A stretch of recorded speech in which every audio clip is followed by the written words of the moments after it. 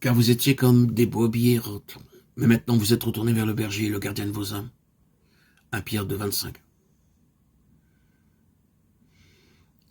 Il y a un berger et un gardien de nos âmes.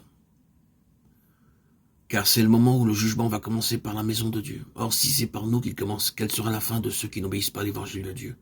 Et si le juste se sauve avec peine, que deviendront l'impie et le pécheur?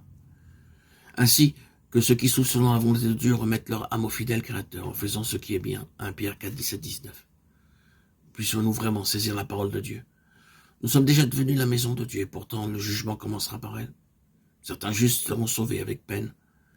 Par conséquent, que ceux qui souffrent selon la volonté de Dieu remettent leur âme au fidèle Créateur. Nous devrions être déterminés à ne rien céder à notre âme, ni chercher à satisfaire ses désirs, mais à souffrir selon la volonté de Dieu.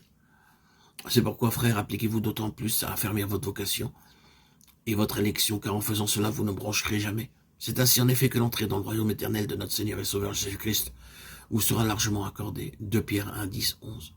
L'apôtre s'adresse à ces personnes qu'il appelle frères, indiquant ainsi qu'elles sont déjà nées de nouveau. Néanmoins, il est signalé ensuite qu'elles doivent s'appliquer à affermir leur vocation et élection. Avoir la vie éternelle, c'est avoir quelque chose d'immuable. Mais dans le royaume, certaines personnes pourront être éloignées. Comparons ces deux phrases, se sauve avec peine est largement accordée. L'entrée dans le royaume éternel de notre Seigneur et Sauveur Jésus-Christ. La première phrase parle d'une personne comme étant tout juste sauvée. Il n'y a que la nouvelle naissance, rien de plus.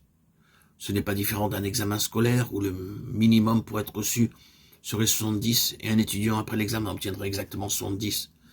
Pas un point de plus. Spirituellement parlant, quel lamentable résultat. On peut presque le regarder comme quelqu'un étant à demi sauvé simplement. Au lieu de cela, nous devrions être de ceux dont l'entrée dans le royaume leur sera largement accordée. Ici, nous pouvons justement utiliser une histoire pour illustrer ce point. Immédiatement après la Grande Guerre d'Europe, un grand défilé eut lieu à Londres, jamais avant dans l'histoire de cette ville. Le nombre des spectateurs n'avait été aussi important. La guerre venait de se terminer et les soldats marchant triomphalement, rentrant au pays. Ils furent accueillis chaleureusement et avec joie par la nation entière. Partout, les soldats défilaient, nombreux étaient les applaudissements et les louanges. Car dans l'opinion du peuple, sans la bravoure de ces soldats, l'Angleterre n'aurait pas pu être sauvée. Alors que les soldats défilaient, des vagues d'applaudissements et d'éloges montaient sans cesse. Les rangs passaient les uns après les autres, quand soudain l'atmosphère devint explosive par des vagues encore plus grandes d'applaudissements et de louanges. Beaucoup qui regardaient attentivement furent émus jusqu'aux larmes, et à un certain moment la noblesse salua et le roi enleva sa couronne. Mais pourquoi? Parce que tout de suite après arrivèrent les véhicules transportant des soldats qui avaient perdu leurs membres ou qui avaient été terriblement blessés dans leur corps. Ce furent ces hommes blessés qui reçurent le plus d'honneur et de louanges. La gloire que reçurent les soldats qui passèrent avant fut bien plus petite que celle reçue par ceux qui étaient blessés. Beaucoup qui seront sauvés avec peine entreront dans le ciel dans le futur. Cependant, ils ne pourront pas entrer richement dans le royaume de Dieu. Mais pour ceux qui, sur la terre, auront souffert pour le Seigneur, ils recevront beaucoup dans ce jour, tout comme les soldats blessés reçurent beaucoup pendant la marche triomphale à Londres. Des applaudissements plus retentissants, des louanges plus élevées et une plus grande gloire.